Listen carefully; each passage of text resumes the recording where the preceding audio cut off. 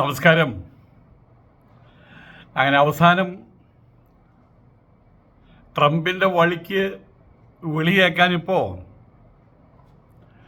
Front മാത്രം ബാക്കിയായി. നമ്മുടെ നരേന്ദ്രമോദി, നമ്മുടെ സ്വന്തം പ്രധാനമന്ത്രി. ലോകരാഷ്ട്രങ്ങൾ എന്താ പറയാമെന്നറിയാമോ? ട്രംപിൻ്റെ വാലും പിടിച്ച് നടക്കാനിപ്പോൾ ലോകത്തിലൊരു രാജ്യം മാത്രമേ ഉള്ളൂ, അതാണ് ഭാരതം. അവർക്കറിയില്ലല്ലോ ആ ഭാരതത്തിൽ ഇങ്ങനെ ഒരു സ്വാമി കൂടി ജീവിച്ചിരിക്കുന്ന കാര്യം അവർക്കറിയില്ലല്ലോ. പറയുമ്പോൾ ആകെ മൊത്തം ടോട്ടലായിട്ടല്ലേ പറയുക. അപ്പോൾ നാണയക്കേട് ആർക്കാ? നമുക്കെല്ലാവർക്കും. ഇവിടെയാണ് നമുക്ക് ജവഹർലാൽ നെഹ്റു മുതൽ നരസിംഹറാവു, മൻമോഹൻ സിംഗ് പോലെയുള്ള ആളുകളൊക്കെ സ്മരിക്കേണ്ടി വരുന്നത് ഇവിടെയാണ്. അവരാണെങ്കിൽ ആ ചേരാ നയം, സത്യത്തോടൊപ്പം ചേർന്ന് നിൽക്കും, ധർമ്മത്തോടൊപ്പം ചേർന്ന് നിൽക്കും. ഇപ്പം അതല്ല നിൽക്കുന്നത്. ഒരു രാഷ്ട്രീയക്കാരൻ പോലും അല്ല, ഒരു വ്യവസായി. ഇവിടെ അതുതന്നെയാണല്ലോ കാണിക്കുന്നത്. ഇവിടെയും വാലാട്ടി നിൽക്കുകയാണല്ലോ. അംബാനി അദാനിമാരുടെ വാലാട്ടി അവരെ വാലാട്ടുന്നതിനനുസരിച്ച് ആട്ടി നിൽക്കുകയാണല്ലോ നമ്മുടെ പ്രധാനമന്ത്രി, നമ്മുടെ സ്വന്തം പ്രധാനമന്ത്രി. അതുതന്നെ അവിടെയും കാണിക്കുന്നത്. ട്രംപ് ഒരു രാഷ്ട്രീയക്കാരനല്ല, രാഷ്ട്രീയത്തിൻ്റെതായിട്ടുള്ള ധാർമ്മിക മൂല്യങ്ങൾ അയാൾക്കില്ല. അതൊരു വ്യവസായി മാത്രമാണ് അയാൾ. അയാളുടെ പുറയിലാണ് വാലാട്ടി നിൽക്കുന്നത്. ഇപ്പോൾ ഒന്നൊരു ന്യൂസ് നിങ്ങളെല്ലാവരും കേട്ടിട്ടുണ്ടായിരിക്കും. ഹോർമൂസ് കടലിടുക്ക്, അവിടുത്തെ പ്രശ്നം തീർക്കാൻ ഇപ്പം ലോക പോലീസിന് കഴിയുന്നില്ല. വലിയ നമ്മളെ ഇവിടേക്കും പോലീസ് സ്റ്റേഷനിലൊക്കെ വലിയ ഏതെങ്കിലും കള്ളം വന്നു കഴിഞ്ഞാൽ പിടിക്കാൻ പറ്റാത്ത രീതിയിലെ കള്ളന്മാർ വന്നു കഴിഞ്ഞാൽ അവിടെയുള്ള മറ്റുള്ള കൊച്ചു കള്ളന്മാരേക്കും കൂട്ടുപിടിച്ചിട്ട് നമുക്ക് അയാൾ നിന്ന് പിടിക്കാൻ വല്ല മാർഗമുണ്ടോ എന്ന് ചോദിക്കും. ഇതുപോലെ ഇറാനോട് കളിച്ചപ്പോൾ കളി പിടിച്ചു. ഹോർമൂസ് കടലിടുക്ക് അടച്ച സമയത്ത് അത് തുറക്കാൻ കഴിയാതെ ഇന്ധനക്ഷമത പരിപൂർണമായിട്ടും കെട്ടുപോയ അവസരമാണ് ലോകരാജ്യങ്ങളെല്ലായിടത്തും. ആ ഒരു കാര്യത്തിൽ മാത്രം ഇവിടുത്തെ കുറുവടികൾ, സംഘികൾ, നാണം കെട്ട നായ്ക്കൾ, അവർക്കൊന്നും പറയാനില്ല. കാരണം എന്താ? ഹോർമൂസ് കടലടച്ചതാ, കടലൊന്നും അടച്ചിട്ടൊന്നുമില്ല. അവിടുന്ന് ആൾക്ക് നമ്മൾ നരേന്ദ്രമോദി വിചാരിച്ചാൽ ഒരു ഫോൺ ചെയ്താൽ മതി എല്ലാ ഷിപ്പും അവിടുന്ന് കടത്തിവിടും. ആരാ ഈ നരേന്ദ്രമോദി ആരാ മോൻ എന്ന് പറയുമ്പോൾ ഇവിടുത്തെ അമ്മ പെങ്ങന്മാർ ചെവിടുത്ത് കയറി അടിക്കും. കാരണം എന്താണ്? ഗ്യാസ് ഇല്ല. ഇപ്പം എല്ലാവരും ഓടക്കോളിൽ വിളിയാ, മറ്റേ ശ്രീകൃഷ്ണൻ്റെ പോലെ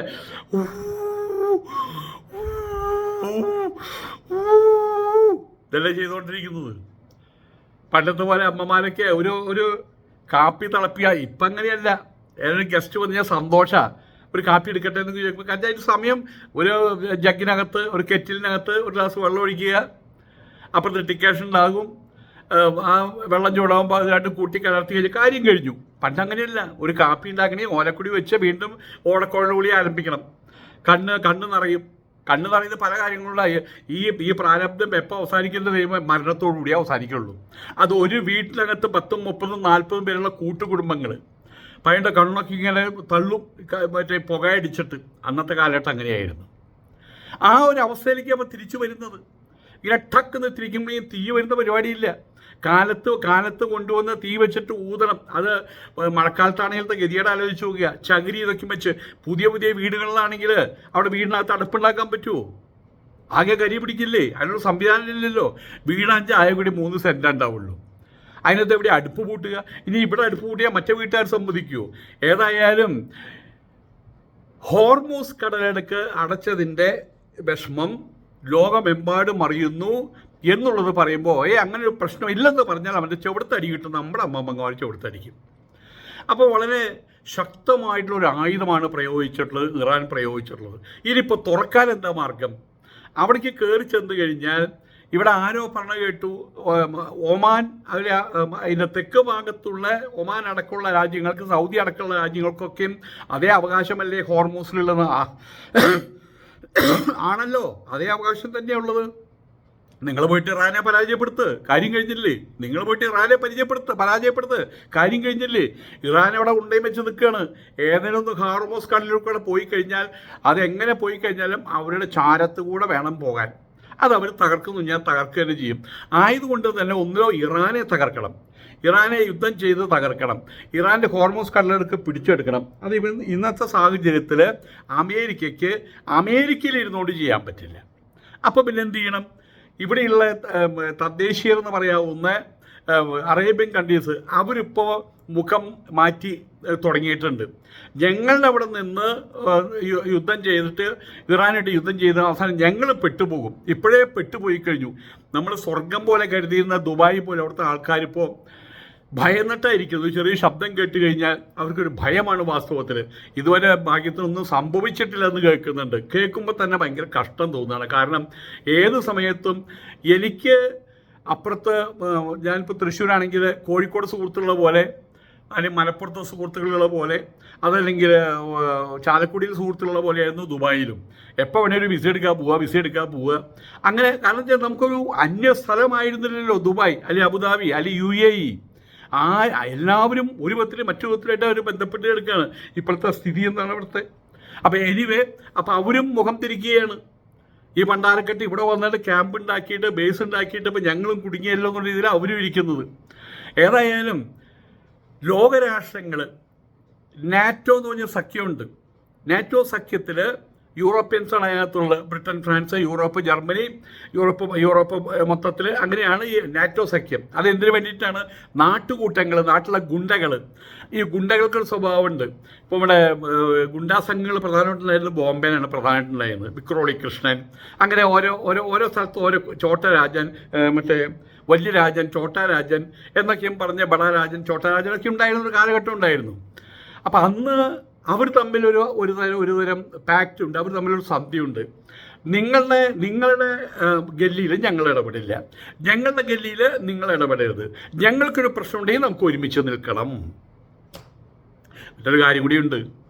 എപ്പോഴെങ്കിലും ഇപ്പോൾ വിക്രോളി കൃഷ്ണൻ പണ്ടുണ്ടായിരുന്ന ഒരാളാണ്, ഇപ്പോൾ അങ്ങനെ ഇല്ല. വിക്രോളി കൃഷ്ണന് ഒരു തല്ല് കിട്ടിക്കഴിഞ്ഞാൽ പിന്നെ വിക്രോളി കൃഷ്ണൻ എല്ലാത്തിനും റിട്ടയർഡ് ആവും. പിന്നെ പറയും ഇനി ഞാൻ ഒന്നിരിക്കില്ല.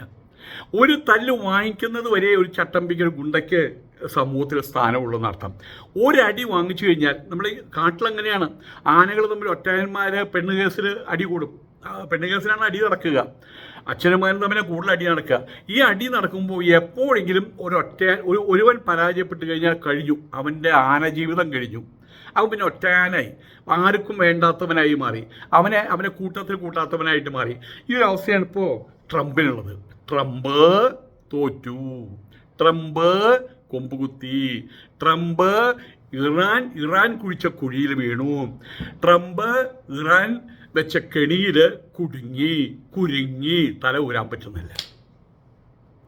ഈ ഒരു സാഹചര്യത്തിലാണ് നാറ്റോ സഖ്യത്തോട് പറഞ്ഞത്, നമുക്ക് ഒരുമിക്കേണ്ട സമയമായി, നിങ്ങളെല്ലാവരും വരുവിൻ, കയ്യിലുള്ള എല്ലാ ബോംബുകളും കൊണ്ടുവരുവിൻ, നമുക്ക് ഇറാനെ തകർക്കണം. അവർ പറഞ്ഞു ഞങ്ങൾക്ക് ഇപ്പം സമയമില്ല എന്ന് പറഞ്ഞു. അത് ട്രംപ് ഒരിക്കലും കരുതിയൊരു കാര്യമല്ല.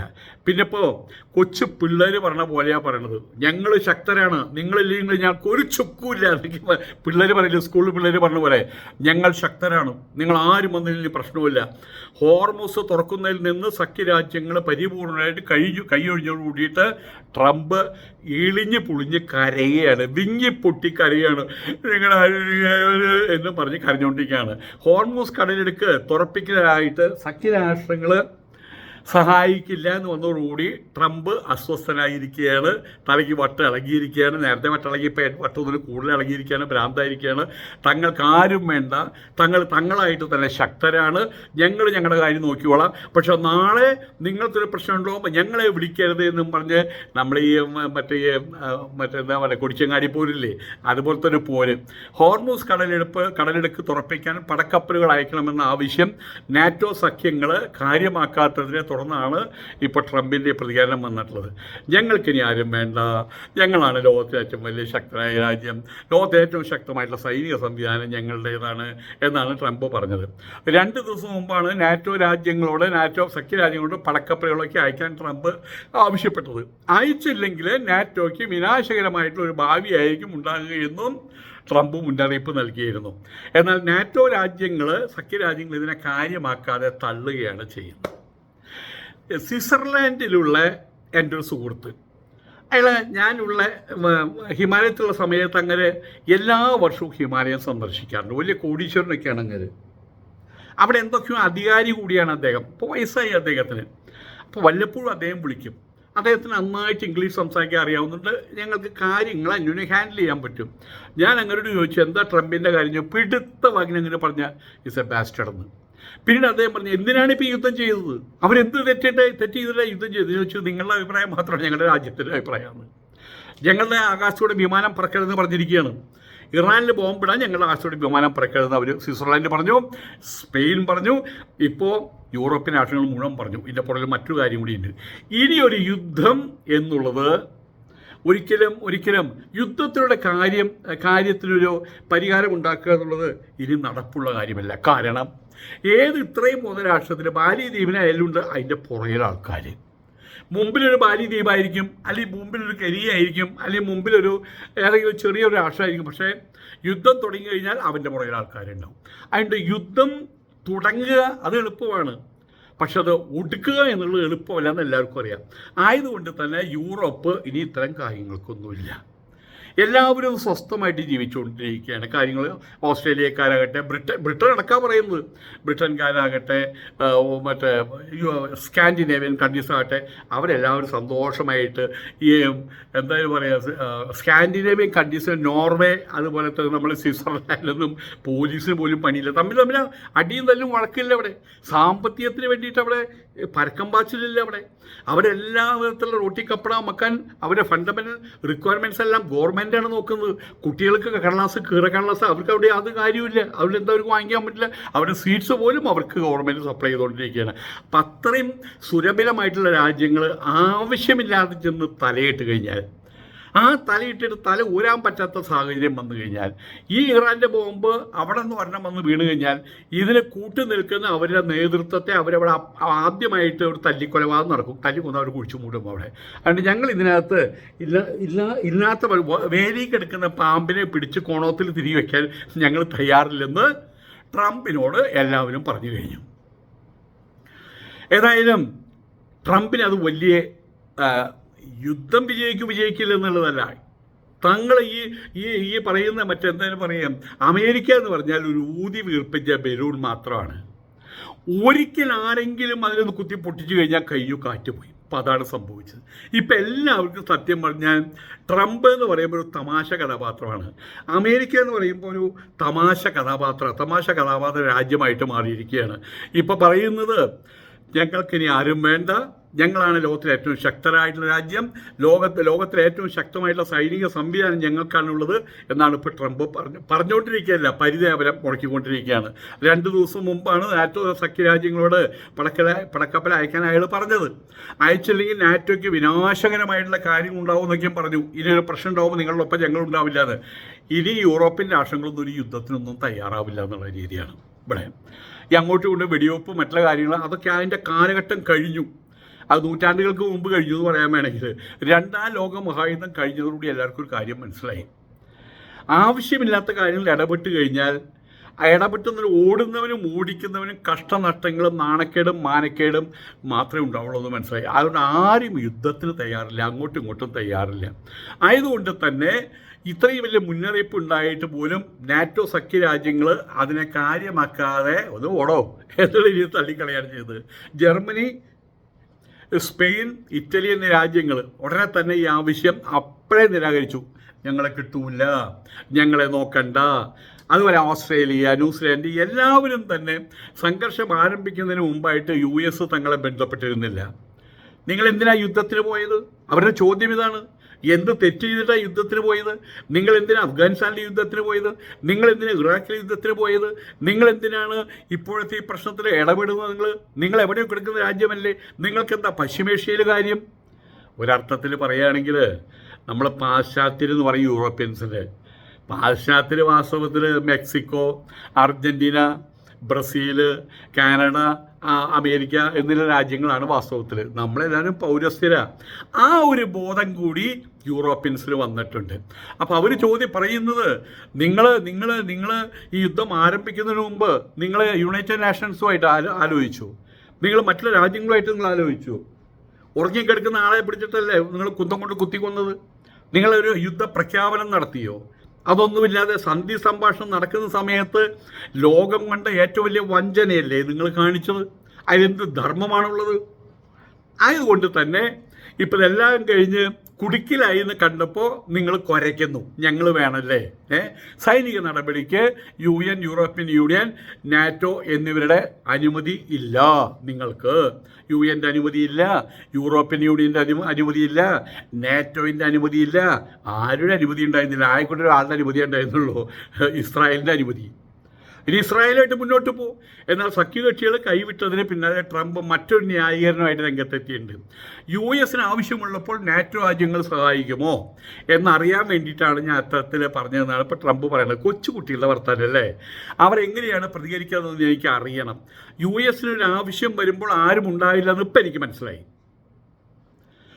അത് ഞാൻ തന്നെ എൻ്റെ നാട്ടിൽ മറ്റുള്ള രാഷ്ട്രീയക്കാരോട് എപ്പോഴും പറയാനുള്ളതാണ്. US ഒരുപാട് പണം ചെലവഴിച്ചാണ് സഖ്യകക്ഷികളെ സംരക്ഷിക്കുന്നത്. നിങ്ങളേക്ക് ഞങ്ങൾ തീറ്റിപ്പോച്ചത് നക്കാൻ തന്നില്ലട നായ്ക്കളെ. ഇപ്പം ഞങ്ങൾക്കൊരു പ്രശ്നം വന്നപ്പോൾ നിങ്ങൾ എന്ന് ഞാൻ പറഞ്ഞു വരുന്നത് ശരിക്കും മറ്റേ കൊടിച്ചങ്ങാടി വർത്താനങ്ങളിലേക്ക് ഇയാൾ പറയുന്നത്. തൻ്റെ ആവശ്യം ആദ്യം നിരാകരിച്ച ബ്രിട്ടൻ പിന്നീട് അത് അംഗീകരിച്ചതായിട്ടും ട്രംപ് പറഞ്ഞു. എന്നാൽ യുദ്ധം ഏറെക്കുറെ അവസാനിക്കുന്നതായപ്പോഴാണ് ബ്രിട്ടൻ സഹായവുമായിട്ട് രംഗത്തെത്തിയത്. അപ്പോൾ അവരെയും തള്ളിക്കളഞ്ഞിട്ടുണ്ട്. അതിനാൽ താൻ അത് നിരസിച്ചെന്നും അവരുടെ നടപടിയിൽ താൻ തൃപ്തനല്ലെന്നും പറഞ്ഞു. ഹോർമൂസ് കടലിടുക്ക് ഏത് വിധേനയും താൻ തുറക്കുമെന്നും അതിനായിട്ട് ഫ്രാൻസ്, ചൈന അടക്കമുള്ള രാജ്യങ്ങളെല്ലാം യുദ്ധക്കപ്പലുകളും മറ്റും അയക്കുമെന്നാണ് പ്രതീക്ഷയെന്നും ട്രംപ് പറഞ്ഞത്. ചൈന യുദ്ധക്കപ്പലയക്കും. അവർക്ക് എണ്ണ കിട്ടാതെ വന്നാൽ അവർ യുദ്ധക്കപ്പലയക്കും. അവിടെ ഇറാനോട് പറയാം ഒന്ന് തുറക്കിട്ടെന്ന് പറയും. തുറന്നേ മതിയാകൂ. അത് ചൈനയാണ് പറയുന്നത്. അവർ ചേരി ചെയ്യാത്തവരാ, അവരവരുടെ കാര്യം നോക്കുന്നവരാ. അവർ യുദ്ധത്തിൽ ഇടപെട്ടിട്ടില്ലെന്ന് പറയാൻ പറ്റില്ല. രഹസ്യമായിട്ട് ആയുധത്തിൻ്റെ നീക്കങ്ങൾ നടക്കുന്നുണ്ട്. റഷ്യയിൽ നിന്നും ചൈനയിൽ നിന്നൊക്കെ നടക്കുന്നുണ്ട്. അപ്പോൾ അവർ യുദ്ധക്കപ്പൽ ആരംഭിക്കും. അവർക്കൊരു പ്രശ്നം ഉണ്ടാകുമ്പോൾ അവർക്കിപ്പോൾ അതിന് പ്രശ്നമില്ലല്ലോ. അവരുടെ എണ്ണക്കപ്പൽ അവരുടെ ചുവന്ന കൊടി കണ്ട് ഞങ്ങളെ തന്നെ കടത്തി വിടുന്നുണ്ടല്ലോ. കടലിടുക്ക് തുറക്കുന്നതിനും സുരക്ഷിതമായിട്ട് നിലനിർത്തുന്നതിനും ഈ രാജ്യങ്ങൾ അമേരിക്കയ്ക്കൊപ്പം ചേരുമെന്നാണ് പ്രതീക്ഷിക്കുന്നതും ട്രംപ് പറഞ്ഞു. നാറ്റോ രാജ്യങ്ങളോടും ചൈന, ദക്ഷിണ കൊറിയ, ജപ്പാൻ എന്നിവരോടുമായിരുന്നു ട്രംപ് യുദ്ധക്കപ്പലുകൾ അയക്കാൻ ആവശ്യപ്പെട്ടത്. ഏതായാലും ഉത്തര കൊറിയയോട് പറഞ്ഞില്ല കേട്ടോ. അതിൻ്റെ ഉരുളക്കിഴങ്ങ് അയാൾ പറഞ്ഞാൽ അപ്പം തന്നെ അയാൾ അയക്കും. അപ്പം തന്നെ അയാൾ എന്നാ പിടിച്ചോ എന്ന് പറഞ്ഞാൽ അയാൾ മിസൈലല്ലേ വേണ്ട, എന്നാ പിടിച്ചോ. ട്രംപിൻ്റെ നെഞ്ചത്തേക്ക് തന്നെ അവരെ വിട്ടുകൊടുക്കും. അതുകൊണ്ട് അവിടെ പോയിട്ട് ഇയാളുടെ കളി നടന്നില്ല. പിന്നെ ദക്ഷിണ കൊറിയ സത്യം പറഞ്ഞു കഴിഞ്ഞാൽ നമ്മുടെ കേരള പോലീസിൻ്റെ ശക്തിയുള്ളത് ദക്ഷിണ കൊറിയയ്ക്ക്. ആ ദക്ഷിണ കൊറിയകൾ അവിടുന്ന് ഷിപ്പ് അയക്കാൻ പറഞ്ഞാൽ ആ പാവങ്ങൾ എന്ത് ചെയ്യാനാണ്? ഏതായാലും ഗതി കെട്ടു പുലി പുല്ലും തിന്നു എന്ന് പറഞ്ഞ പോലെ ഗതി കെട്ടി കഴിഞ്ഞാൽ പുലി പിന്നെന്താ, പുലിക്ക് ബിരിയാണി വേണമെന്ന് പറയുമോ? ഗതി കെട്ടാൽ പുലി പുല്ലും തിന്നും. കൃത്യമായിട്ടും ചിന്നൻ്റെ അസുഖം തന്നെ. ചെന്നിയുടെ അസുഖം എന്ന് പറയുന്നത് എന്താ എനിക്കറിയില്ല. ഞങ്ങളുടെ നാട്ടിൽ ചിന്നൻ്റെ അസുഖം എന്നാ പറയുക. ഒരു പ്രായം കഴിഞ്ഞാൽ പിന്നെ അങ്ങനെയാണ്. പണ്ടൊക്കെയുള്ള കാര്യങ്ങൾ വിളിച്ചു പറയും. കൊച്ചു പിള്ളേർ പറയും പോലെ ഇനി എന്നോട് കൂട്ടുവേണ്ട, ഞാനൊരു മിണ്ടുമില്ല, എൻ്റെ ഒരു കാര്യം എന്ന് പറയുന്ന രീതിയിലാണ് ഇപ്പോൾ ട്രംപ് സംസാരിച്ചുകൊണ്ടിരിക്കുന്നത്. അത് ചിഹ്നൻ്റെ ബാധിക്കുകയല്ലേ. ഒരു പ്രായം കഴിഞ്ഞാൽ, ഒരു 100 വയസ്സ് കഴിഞ്ഞാൽ, പണ്ടൊക്കെയും 60-65 വയസ്സ് കഴിഞ്ഞാൽ ചിഹ്നൻ്റെ ബാധിക്കും. ഇപ്പോൾ 100 വയസ്സ് കഴിഞ്ഞാൽ പിന്നെ അവർക്ക് ചിഹ്നൻ്റെ ബാധിക്കും.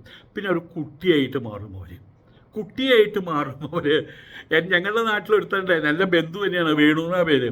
അയാൾ ഒരു 10-70 വയസ്സായപ്പോൾ അയാൾക്ക് ചിഹ്നൻ്റെ ബാധിച്ചു. അയാൾ ബീഡി വലിക്കാൻ തുടങ്ങി. അയാളുടെ ജീവിതത്തിൽ അയാൾ ബീഡി വലിച്ചിട്ടില്ല, അയാൾക്ക് ബീഡി വലിക്കണം. എന്നിട്ട് റോട്ടിൽ നിന്ന് പറക്കി ബീഡി വലിക്കും. എന്നിട്ട് പിള്ളേർ കൊണ്ടുപോയിട്ട് ബീഡി കൊണ്ട് കൊടുക്കാൻ തുടങ്ങി. അപ്പം അങ്ങനെ ചിഹ്നൻ്റെ ബാധിക്കുന്ന അർത്ഥം. പ്രശ്നം ഇത്ര മാത്രമേ ഉള്ളൂ, ഒന്നും ആലോചിക്കാതെ തുടങ്ങി. ഇപ്പം എല്ലാം ആലോചിച്ചിട്ടും ഒടുക്കാനാവുന്നില്ല. അതാണ് സംഭവം. ദാറ്റ് മീൻസ് കുടുങ്ങി. ഇറാനുമായിട്ട് യുദ്ധം ഇന്ന് ഇത്രയിടം വരെ എത്തിയപ്പോൾ എല്ലാവർക്കും ഒരു കാര്യം മനസ്സിലായി. അമേരിക്ക ഒരു ഊതി വീർപ്പിച്ച ബലൂൺ മാത്രമാണെന്ന് മനസ്സിലായി. അതുകൊണ്ടാണ് പണ്ടൊക്കെ വിളിപ്പുറത്ത് വാലാട്ടി നിന്നിരുന്ന നാറ്റോ സഖ്യരാജ്യങ്ങൾ പോലും ഇപ്പോൾ ട്രംപിൻ്റെ ഉത്തരവിന് മറുപടിയായിട്ട് കുനിഞ്ഞു നിന്ന് മുണ്ടുപൊക്കി കാണിച്ചത്. ആരും യുദ്ധത്തിനായിട്ട് കൂട്ടിച്ചെല്ലാൻ ഇല്ലാന്നായപ്പോൾ കുറുക്കൻ്റെ സ്വഭാവം എന്താണ്? ആ മുന്തിരിങ്ങ പുളിക്കും, നിങ്ങളില്ലെങ്കിലും ഞങ്ങൾ യുദ്ധം ചെയ്തോളാന്നായി. ഇനി ഏതായാലും ട്രംപിന് ആശ്വസിക്കാൻ ചെറിയൊരു വക ഇല്ലാന്നില്ല കേട്ടോ.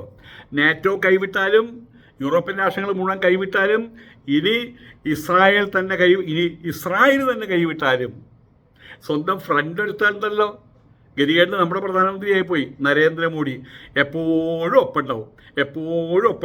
ആരുടെ?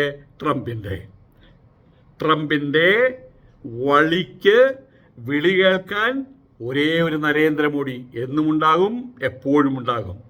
ആനന്ദലബ്ധിക്കിനി എന്തു വേണം? ട്രംപിന് ആനന്ദലബ്ധിക്കിനി എന്തു വേണം?